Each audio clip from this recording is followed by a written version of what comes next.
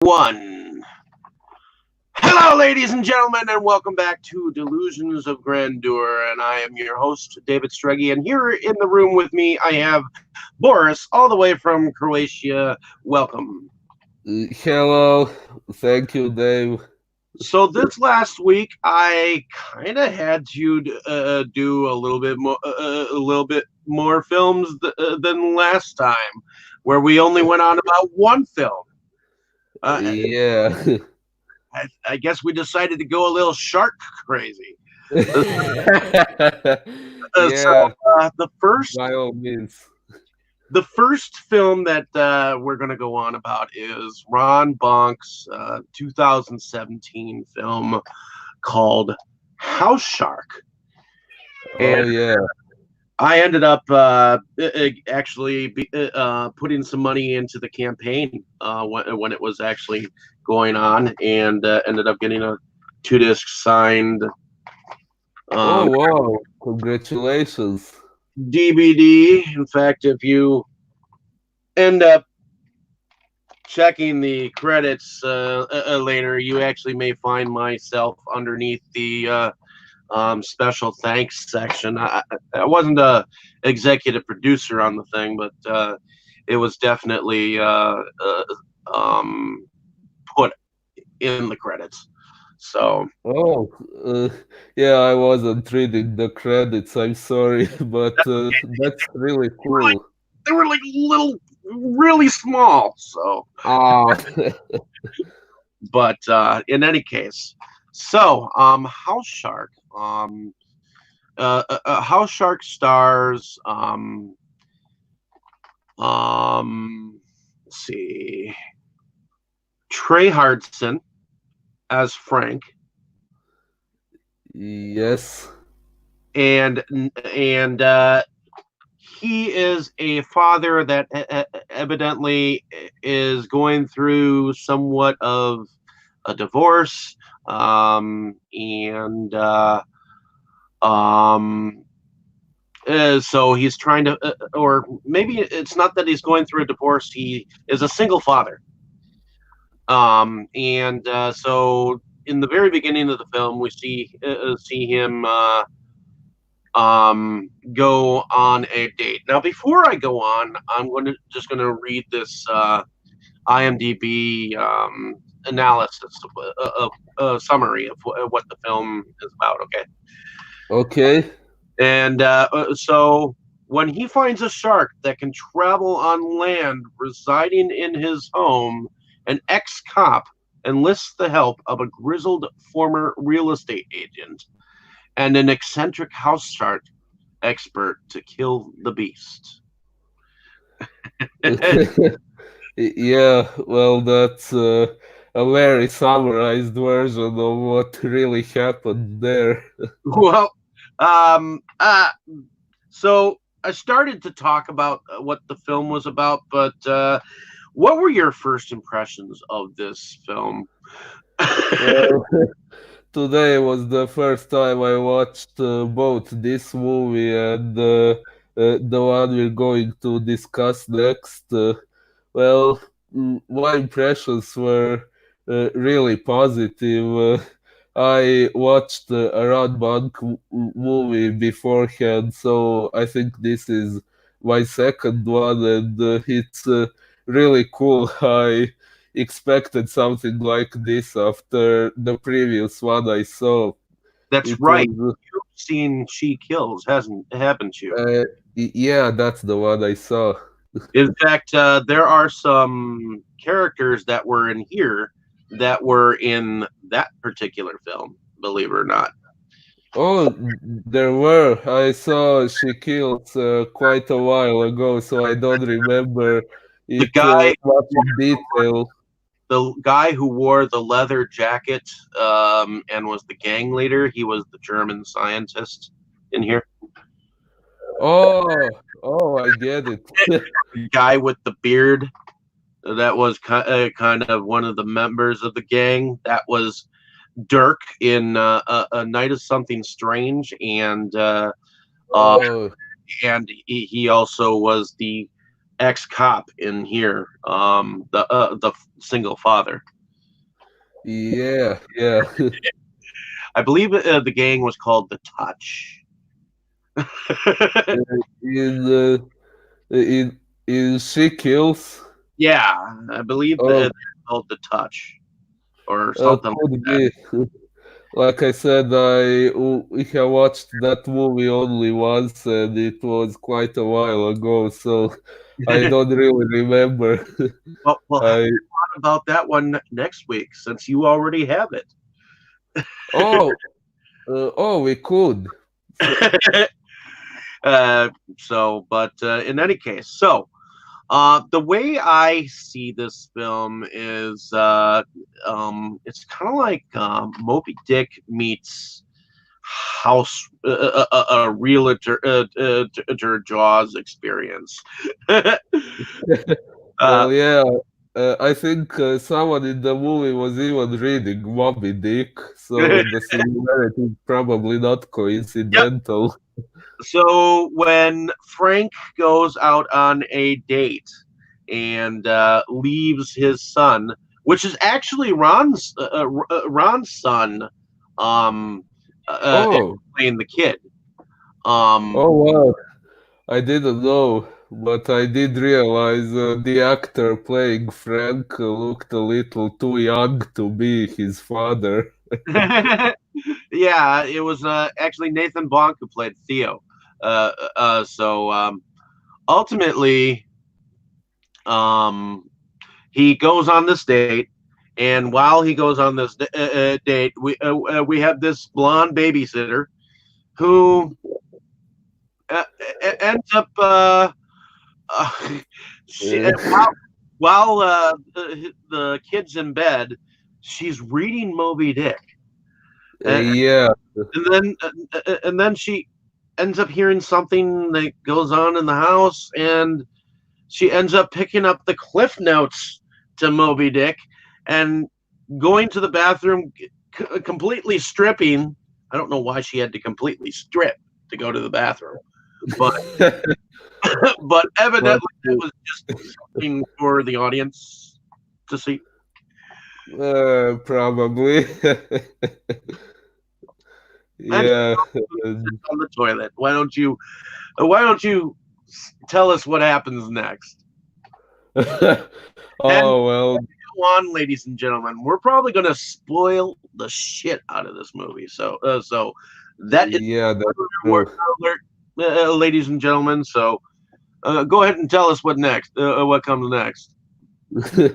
It happened about the time when Frank was coming home. So Betsy was the babysitter, was on the toilet seat, and this shark monster, which they are going to be battling throughout the movie, it emerges from within the toilet, and it starts eating her alive, presumably starting with her butt. Uh, yeah, and at that moment, Frank enters and he tries to save her, but doesn't succeed. And he faces the monster, but he and his son manage to escape. But from then on, they start to live in a tent. And Frank is very traumatized by what happened.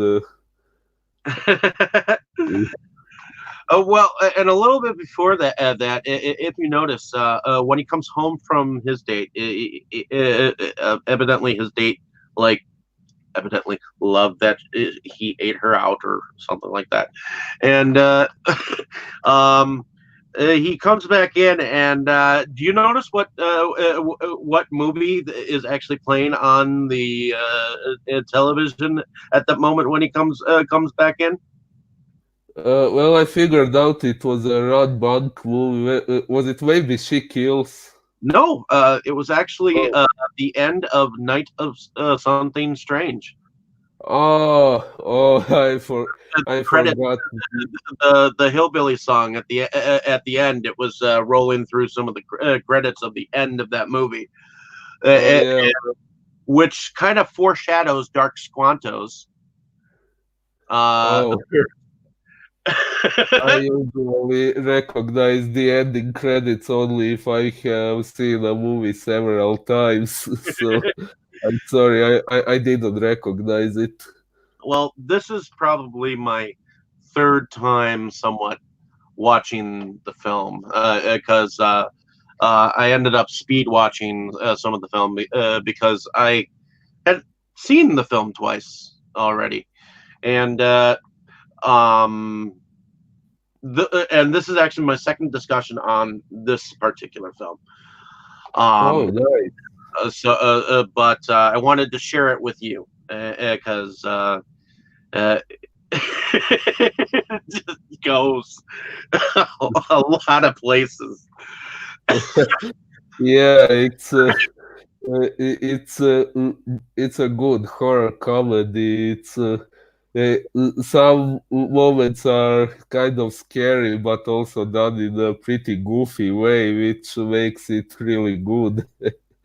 So apparently, after this, we get to see a little moment with evidently the mother of the son of the mother of Theo, um, and apparently they have somewhat of a relationship, except it seems like it's like separated or something like that. And Yeah, evidently she finds him camping out in the middle of the backyard, and she doesn't believe him about there being a monster in the house. uh, yeah, she gets concerned about their son living in such conditions.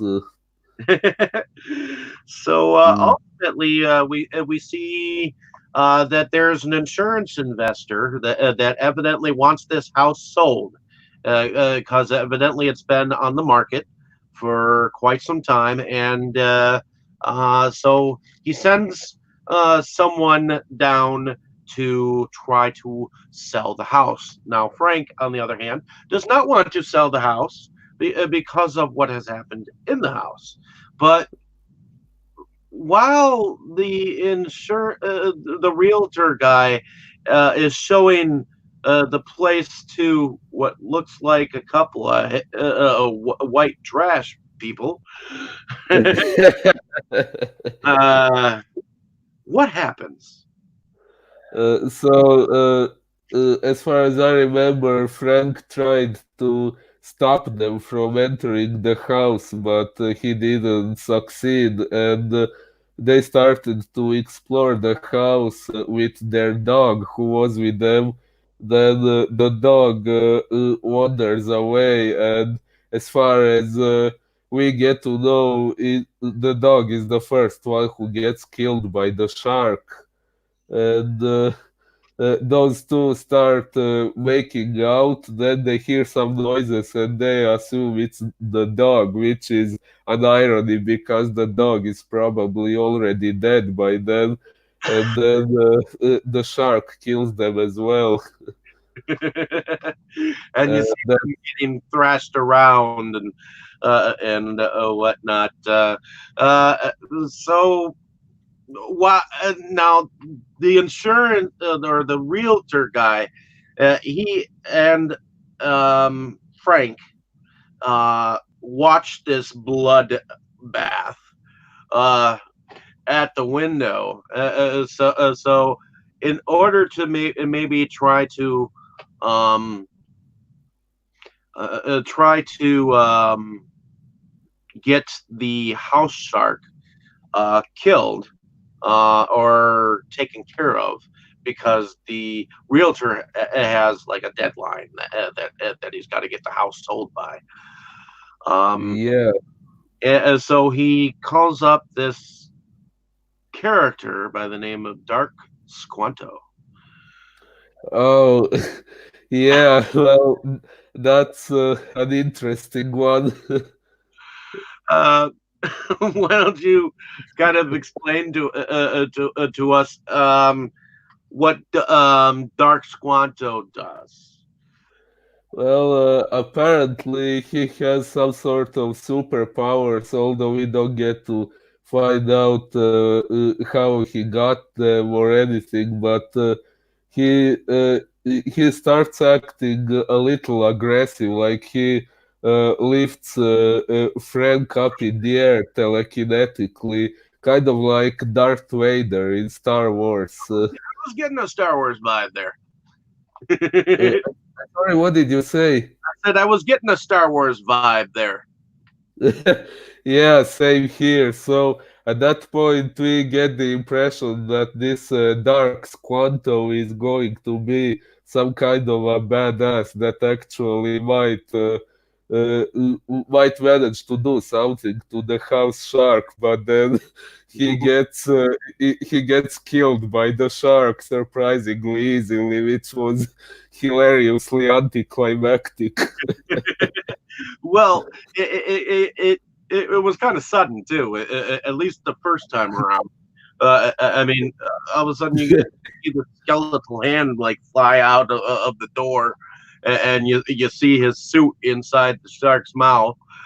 And it's kind of funny how the shark just kind of looms right up behind him like that, you know. Yeah, it makes you wonder what was the point of having us see All his that superpowers weaponry. and everything when he has to end that way. Well, did you see all that weaponry he laid out on a blanket, and it was like he like took them all seriously, you know, and he acted like he knew what he was doing. Yeah.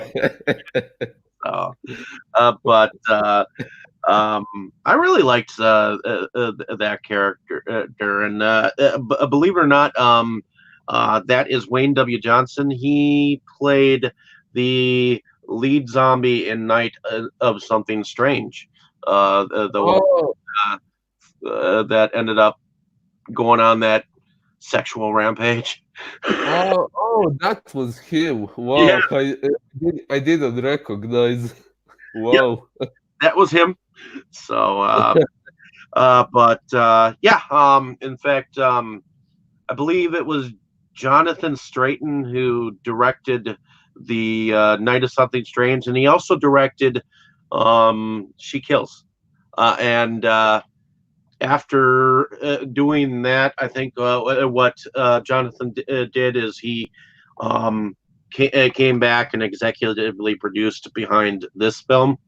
So they were kind of going back and forth, helping out each other, director wise, during these films. Oh, wow. I didn't know. So, but in any case, so after Dark Squanto's demise, um, Yeah. we evidently Frank ends up hearing about this other character, a German character that suddenly pops up by the house, and um, there are some gay tendencies that Frank seems to have towards this character. Oh, Where when he first shows up, he's like, oh, "Wait a minute, you must be that stripper I called." Uh, yeah, I remember something now, although uh, I don't know, had Frank really called a stripper beforehand? I think we didn't see that. I think it was he called him a hooker. Uh, Oh, well, when he woke up out from the tent, he was like, "Oh, you must be that hooker I paid for that finally shows up," or something like that. And he starts to unzip his pants, and he's like, "No, I'm not that." uh, yeah. Yeah, I'm sorry, some details slipped my mind because I watched both movies in one go. I watched them today for the first time, so yeah, didn't memorize every detail. That's okay. I just figured I'd go through. It's just that there are so many like small jokes that are in and there's odd dialogue in this film as well. I mean, there's a moment between the German guy and Frank, where all of a sudden the face of one of the victims in the house shows up in the window, and they're like, "What the hell is that?" Yeah, it honestly made me wonder why this dead man's face was still in such a recognizable condition if the shark had eaten him alive, apparently. And not only that, but apparently there was something on his finger that looked like an anus. Oh yeah, that was probably his girlfriend or wife's anus. Yeah, they were talking about before they were killed. She said something like, "I don't want you to touch my butt where someone can see us," or something along those words. That was just kind of funny. But It was. in any case, after this fiasco, there's another character that ends up coming into the foray of madness that consumes this movie. Apparently there is a realtor that has dealt with this house shark before. And what did you think of his character? Well, I have to, Abraham, yeah, I have to admit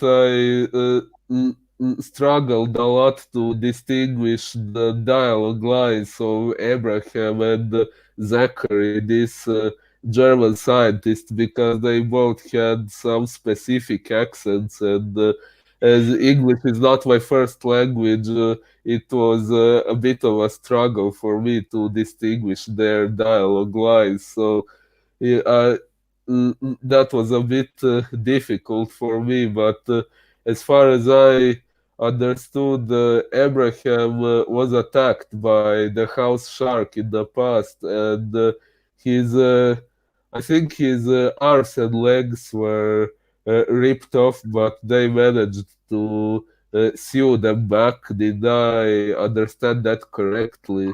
Correct. And for some reason, he's got to touch people's face. While he takes a crap. He- Not only while he takes a crap, but he's got to touch people's faces in general. I mean, do you realize how many times he actually touched either one of their faces while they were facing off against the shark, or going underneath the water, or something of that nature?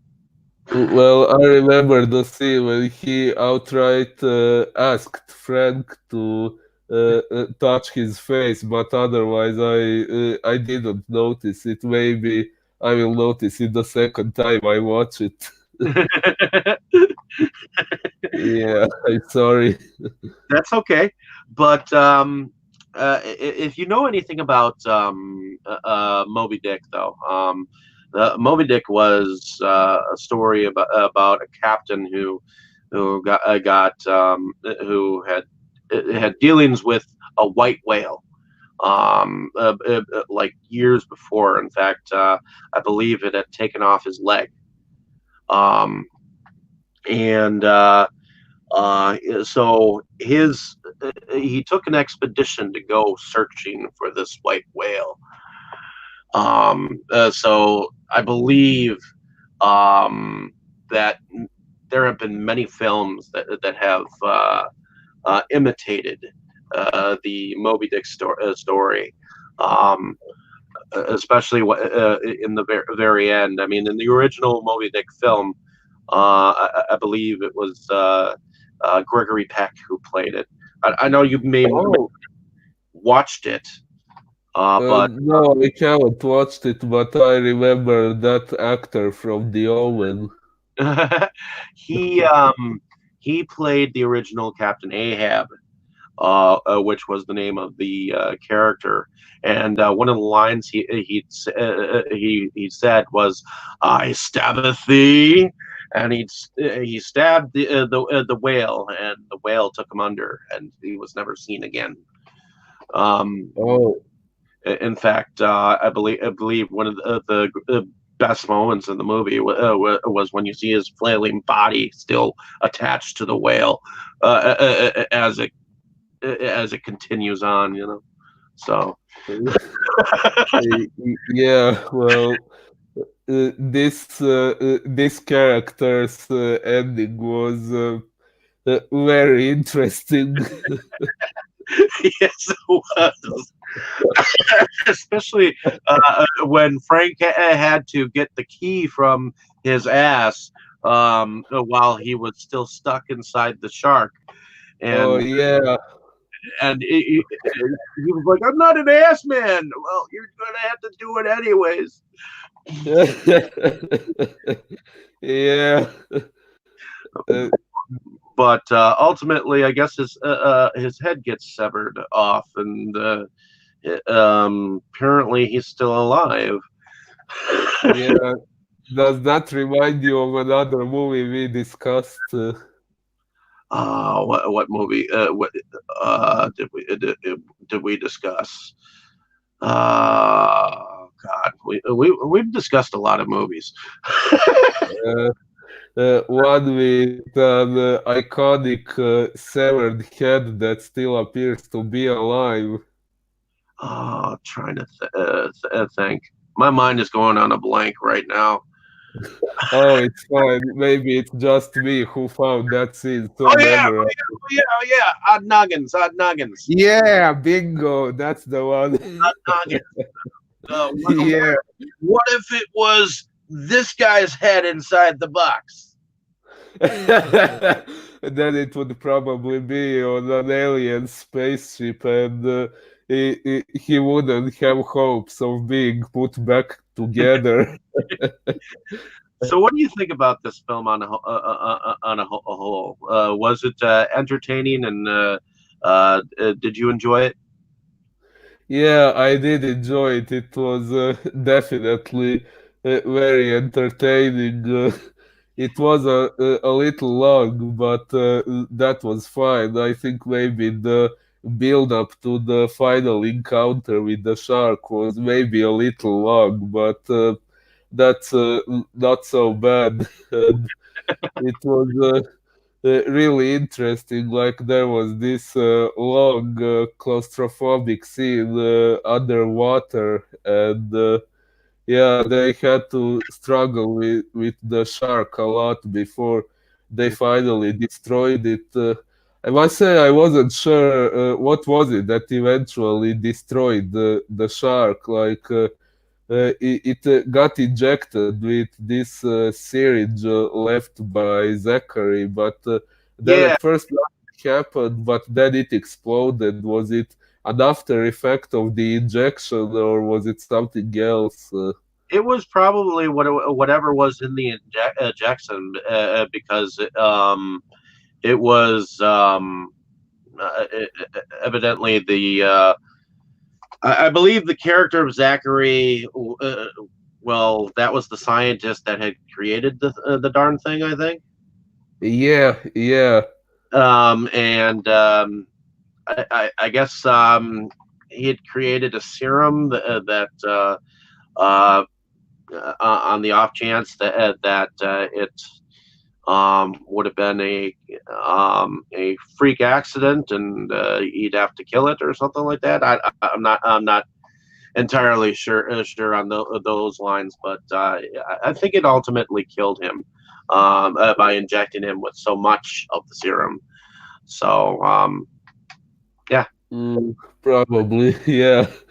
Well, it was. I kind of got a kick out of the fact that they dressed up as the damn shark and just to make it seem like they were a female of it or whatnot. And, they were going back and forth with each other, saying, just put the tip in, just put the tip in, you know. Yeah, that led to something very interesting happening at the very end. Well, and not only was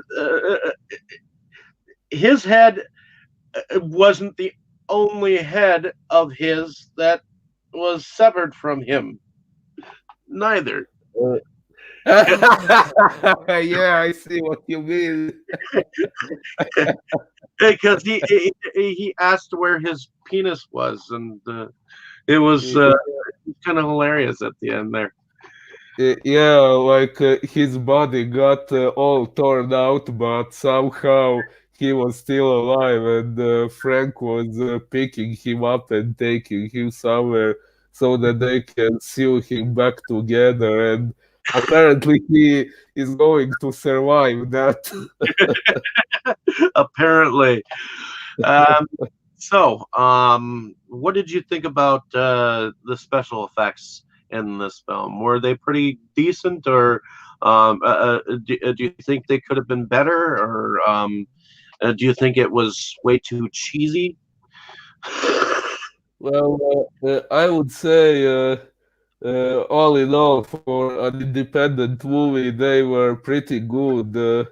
Maybe the shark itself was not entirely realistic, but that's expectable. I mean, like I said, it's not a high budget Hollywood movie, and I understand it's not easy to portray a creature like that and make it realistic. So, if I compare it to some other independent movies I have seen where some creatures like disappear, I would say it's pretty good. Uh, Aside of that, and how often do you watch a film where a shark inhabits a house?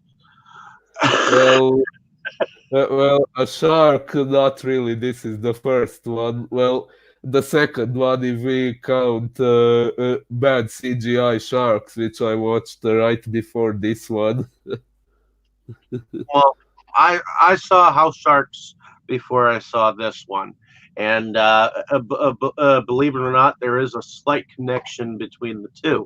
So Well, after, really? yeah, just a slight connection. Only in the fact that they were both distributed by the same company. Oh, by SRS Cinema. Yep. Oh, wow. Cool. I Um, I didn't know.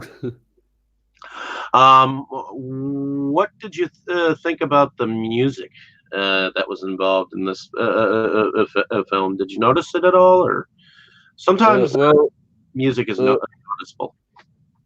well, funnily enough, I did notice one background instrumental, but now I can't recall which scene it was in. But one instrumental track reminded me of the instrumental background of the opening credits of The Seekers, although it probably wasn't the same one, but it sounded kind of similar, and yeah, I noticed that.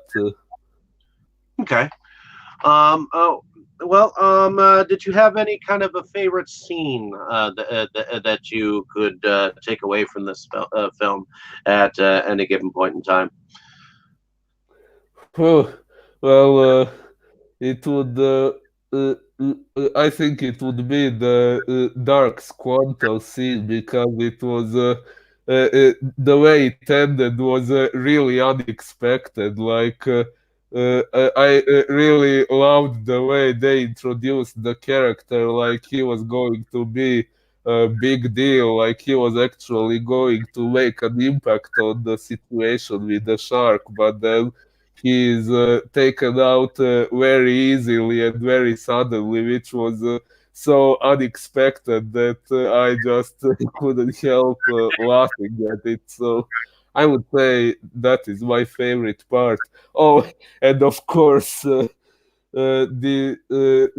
ending with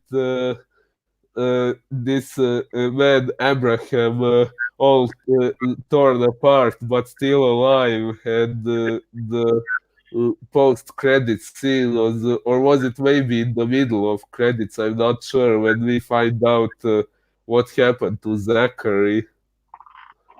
I think it's in the middle of the credits. Uh, yeah, that was pretty funny. I think it might have been a reference to Alien. Maybe. Uh, Maybe. But in any case, I think my favorite scene is the scene where Betsy gets sucked into the toilet. I'm sorry, but um, she gets butt ass naked and goes into that bathroom, and then she's sitting there reading the damn clip notes of the fucking movie that somewhat this movie is based on, and suddenly a shark just automatically just sucks her into the toilet. Uh, yeah. Uh, and you see her hand go down like. yeah, and one interesting thing I noticed about that is next time Frank enters that bathroom, I think it was said it happens 2 months later, yet the blood all over the bathroom, it somehow still looks fresh. It doesn't look like 2 months passed. That's probably the only thing I noticed where the practical effects maybe could have been a little better. I think the blood should have been darker, like it should have been dried up after 2 months. But yeah, that's the only part where I noticed uh, uh, a mistake in the practical effects. Aside of that, it was pretty good. Okay. Well, unless you have anything else to say about this film, why don't we move on to Majama's Bad CGI Sharks, which was filmed in 2019. And I'm just going to pull up the IMDb page here, and I'll read off what the film is about. Okay, And Majama is actually made up of the three actors that kind of play in this film, and I thought it was kind of interesting that they used that as their director name. It's Ellsworth, Matthew Ellsworth, and uh,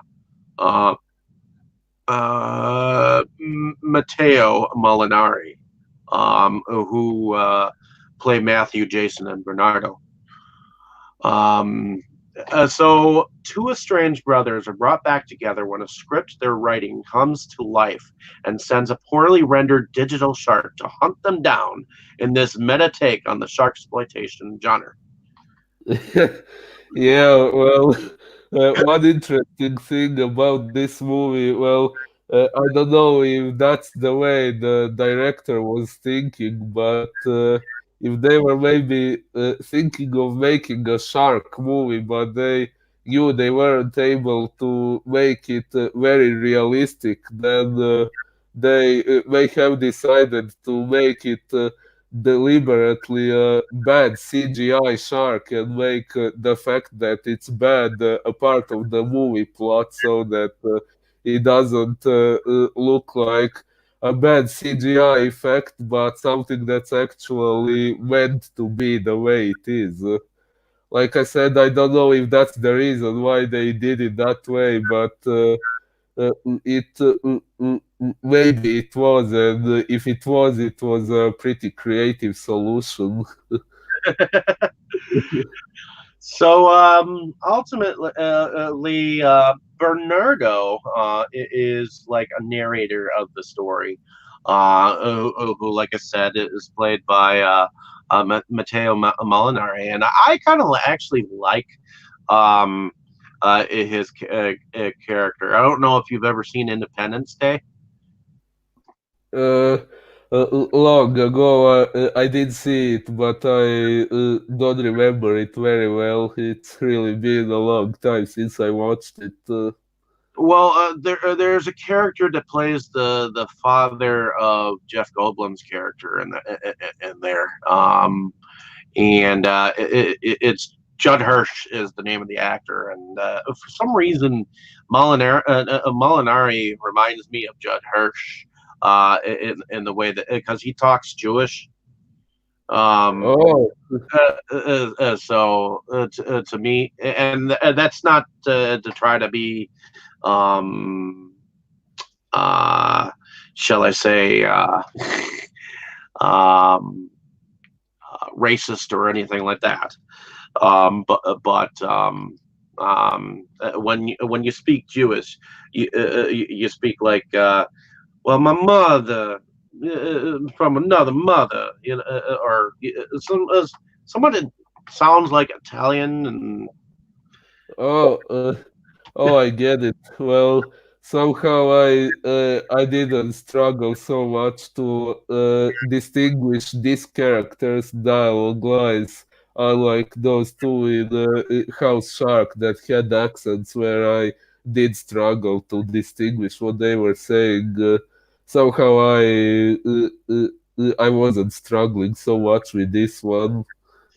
okay, so apparently, the one brother, uh, is he has a job and he's late for work. I think uh, Yeah, Matthew, and when he on his way to work, he gets a phone call, or he keeps getting called by his mother, I guess, who evidently keeps giving him voicemails and texts and all that kind of jazz. That his brother Jason is coming to Hollywood to because they just can't stand him anymore, living and squatting on in their own home. yeah. Yeah, very soon we kind of find out why. Although I personally thought Jason was a very interesting character. I really liked some of the things he said later in the movie. Like there is a philosophical aspect of him that I really liked. Okay. Well, in any case, so apparently when they were very young, they created a script. These two brothers, a script about bad sharks, and well, kind of a bloody affair, and um, we get to see a little of kind of what happened because the narrator Bernardo kind of shows us a scene where a blonde is texting her boyfriend to come over, and what do you know? You see a shark swim around her bed, and then it sucks her under. What did you think about uh, that scene there? Oh, was it? Are you talking about the introduction scene before we got to know Matthew and Jason? Yeah, even though it happened in the middle of the story, which we found Oh, out on. oh, oh yeah, that was pretty funny, especially when her boyfriend entered when she was already dead, and he saw blood on the bed, and instead of getting concerned about what may have happened to her, his initial reaction was, "Did your pussy explode?" I really laughed at that dialogue line. Yeah. And then of course the shark rises with a bed sheet with glasses, and it's kind of like the invisible shark, and uh, it was Yeah. it was just classic. I mean, that scene right there from start to finish, to me was kind of like one of the best scenes of the film. Indeed. What makes this movie pretty unique is it has a lot of breaking the fourth wall.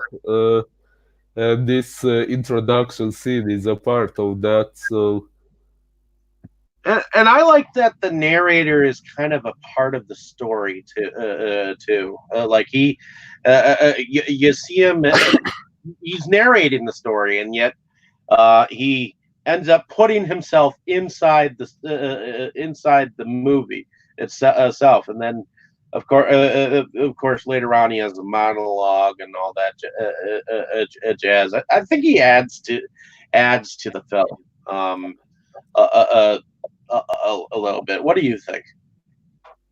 y- yeah, he was a very interesting character, although we don't really find out how he does everything that he does, like where his powers come from or why he does it. But he was still a pretty interesting part of the story.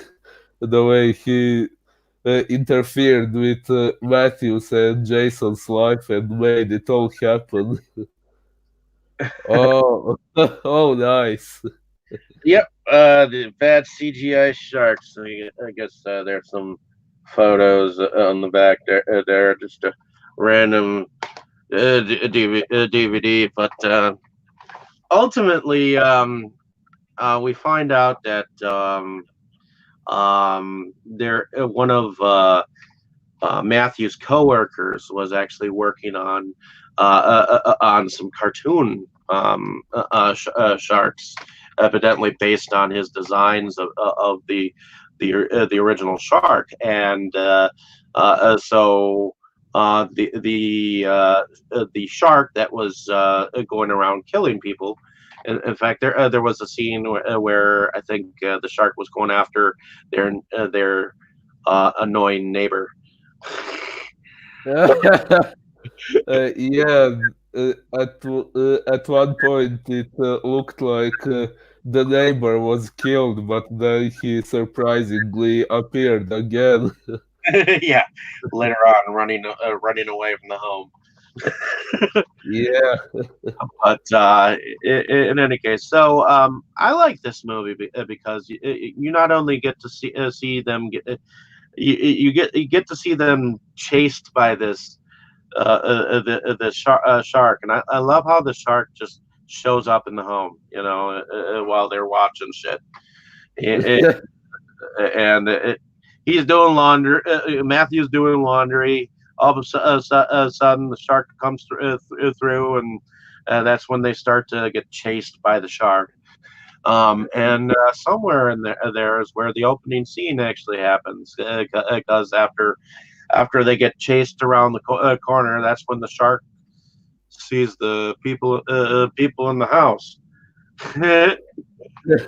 yeah. Well, that's how what makes it another house shark. But in a sense, this film kind of goes into a deep explanation on how what are some of the rundowns of what makes a good script, with Bernardo, because he comes out with like this whole list of Oh, shark yeah. scenarios, and shark goes and kills lead person, and things of that nature. Yeah, I don't remember every line, but I do remember it says the monster kills people the lead characters love, and at the end, either the lead characters die or the monster dies. But you get the gist that evidently a lot of these different scenarios could or could not happen.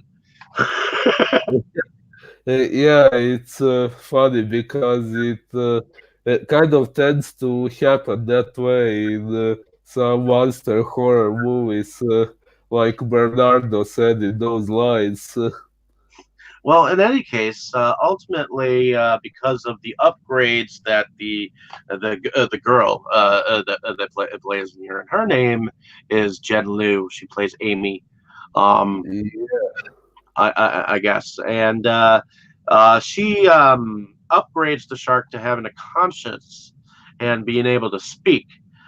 So ultimately, the shark ends up going after the boys for the specific reason that they made her uh, uh, mindless nightmare, a sadistic creature, and she or he does not like the fact that um, she or he was made the way it was.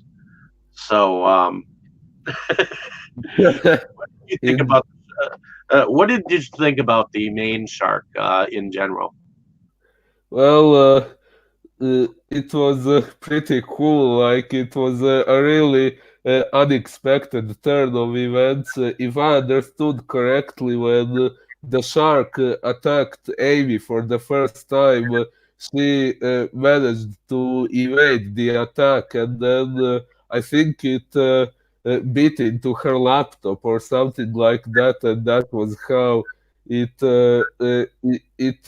got some. Sort of consciousness, but then it needed some upgrades, Well, and because it was a computer generated creature anyway, ways when it bit into the darn computer, it just kind of fused with the circuitry in with the laptop. So the, yeah. And another interesting thing I noticed was during the final encounter, after all the upgrades, the shark had the horns. Did you notice that? I noticed that it almost looked like kind of like a ram, like a battering ram or something like that. You know, like ram's horns. Uh, oh, well, I kind of had a different interpretation, although I'm not sure if I'm correct, but I thought that maybe it could have been a reference to the Bible because it wanted to, this shark wanted to destroy his creators, kind of like. It somewhat reminded me of Lucifer's rebellion against God, and maybe that was why the shark had horns, or at least that was my interpretation. But maybe that wasn't what the director had on his mind. I'm not sure. Oh, Oh, that's my little shark. oh, nice. But anyways, that's a different interpretation. I guess I didn't think of it that way. So, I mean, to me, it kind of looked like a ram's horns because of how curly they were. But I Oh, definitely see the devilish tendencies that you seem to have taken from the look of the shark. yeah. Well, I have. Although the rest of the shark, I can't really explain the other decals on the shark. They look kind of quirky. Yeah, well, I don't know if they had any meaning or anything. I just thought it just spontaneously looked the way it did after all those upgrades and stuff. So uh, that was probably why. Well, I kind of I didn't expect to see as much of the shark as we did because it chased them down the street. It chased them. It almost looked like to a subway station or something like that. While they were being chased. Um, but what did you think about the cartoon sharks? Well, they were. Uh, they looked different from the main one, which was probably because They were a bit more cheaply made, weren't they? yeah, although I assume it was because their origin was different. Like they came out of Amy's computer in a way. Well, the main shark absorbed them from Amy's computer and then brought them to life. So the way they were brought to existence was different, which is, at least in my interpretation, probably why their appearance was different as well. They were pretty cool too. So, did you have any favorite scenes that you could take away from this particular film? Um, Yes, I think it would be the conversation where Jason said that, well, I cannot repeat it word by word as he said it, but when he said that we should keep our imagination alive because it's a way to fight this boring reality that.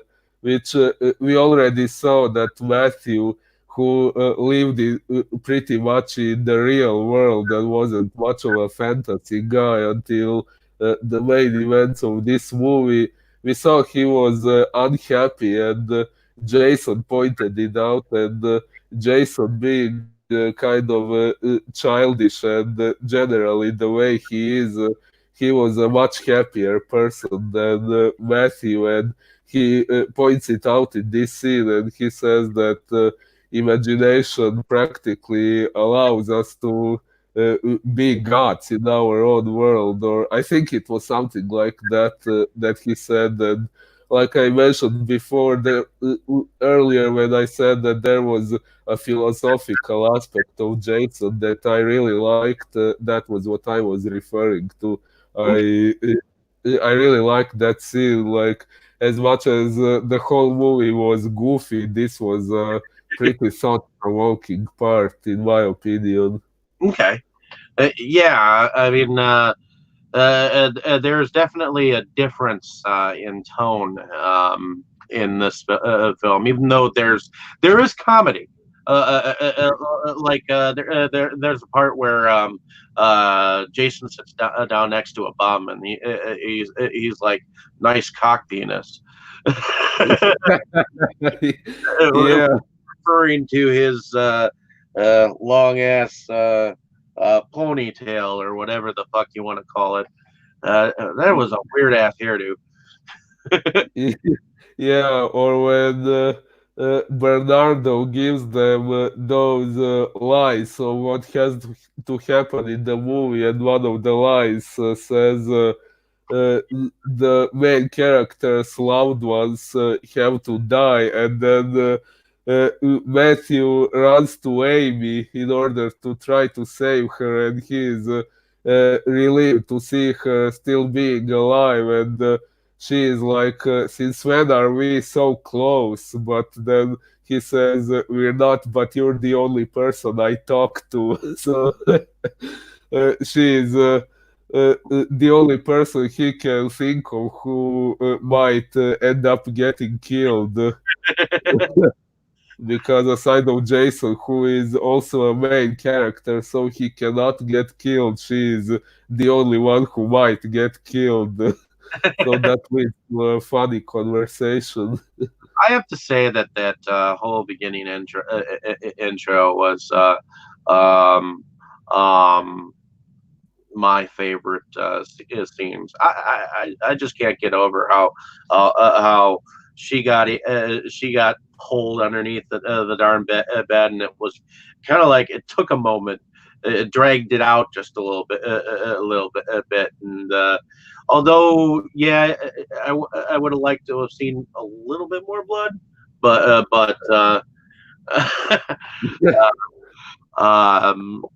Yeah, when the that boyfriend made and he just stands there.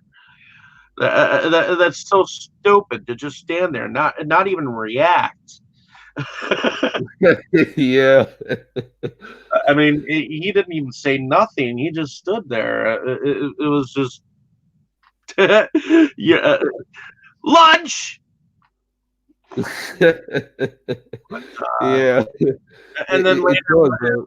later when Bernardo just fast forwarded through the part. Oh, and I guess while he was trying to explain to the boys, he's like, let us show you a little bit of a scenario, a nice pair of tits, Uh, and oh, it ended up just being a gorilla. ah. And he's like, hey, don't look at me. I didn't say it was going to be human. Yeah, that reminds me of some online jokes I saw. Like a woman texts her boyfriend, "Do you want to see my wet pussy?" And he says yes, and then she sends a photo of a wet cat. Yeah. Did you notice any music that might have been involved in this second feature? Uh, uh, Bad CGI Sharks. Uh, Well, at the moment, nothing comes to my mind, but yeah, I'm not good at memorizing the music the first time I watch a movie. That's But okay. if you remind me, I may remember it. I watched it just the once, and I wasn't really paying attention to the music either. I realize on these first watches, it's hard to pay attention to the background noises and whatnot. I mean, I enjoyed the involvement of Bernardo. Like I said, he kind of reminds me of Judd Hirsch, and whatnot. We'll have to do an Independence Day double feature one of these times, just to Oh, cool. Yeah. because those were actually kind of fun films. Um, but in any case, alrighty. Well, other than that, did you have anything else that you wanted to mention about either one of the two films? Uh, well, I think I wanted to say something about the second one, but what was it? It has slipped my mind by now. The Shark ate it. Yeah, it was interesting. Although I have mentioned it before, what makes this movie pretty unique is how often it breaks the fourth wall, especially this Bernardo character, like with fast forwarding what we saw before and the intermission and stuff like that. He kind of makes the characters aware that they are in a movie. So, Well, and I think that kind of plays a part to how Matthew creates the ending, because their original film never had an ending. But in that same aspects, since they are the creators, they can also be the destroyers too, if they really want. uh, If they wanted to erase anything, they possibly could. yeah, so eventually Matthew writes the sharks out of existence, as far as I understood. Yep. uh, so there we have it, ladies and gentlemen. We had a discussion about these, and they're relatively new films. I hope that we gave both of these films justice in talking these films out. And I mean, they were two films in the same genre, and yet they were somewhat different. In retrospect, one was more goofy and just goofy, dumb fun, and the other had a little bit more heart in it. Uh, yeah, I'd say House Shark was a bit more serious than the other one. But in any case, thank you for listening to our ramblings on these two films, ladies and gentlemen. Thank you Yeah, thank you all. with me about them, and sorry it took so long for me to just speed watch, but I needed to refresh them in my mind at least because even though I'd watched them, I remembered bits and pieces from my original. It's hard to remember every single bit from each film, especially when I watch so many films. Oh, you definitely do. And you, yeah, and you own a lot too. Yeah, as I still gotta find a box for a bunch of these teas. Yeah, Yeah, you have, I'm trying to put at least all of my films in A's, B's, C's, D's. It's too.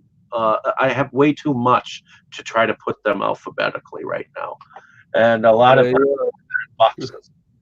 that might be a long process. Like, how many movies do you have? I think it's over 8,000. Nope, it's over that. It's over 20,000. Oh my! Man, it's been a while since I looked at some photos of your collection on Facebook, and I remember seeing 8,000, but you must have gotten more since then. Well, the thing is, even though some people count collections as one item, I have many multi packs of films. So I have films that have 50 movies on one, 20 movies on another, 25. Things of that. I count every single individual one as a movie. If you thought of if you thought of each item as an item, I would probably have a little maybe about 15,000. Oh, wow. Congratulations. So uh, I haven't entirely been keeping up on my movie app, but that I know that has at least 11,900 of my the films.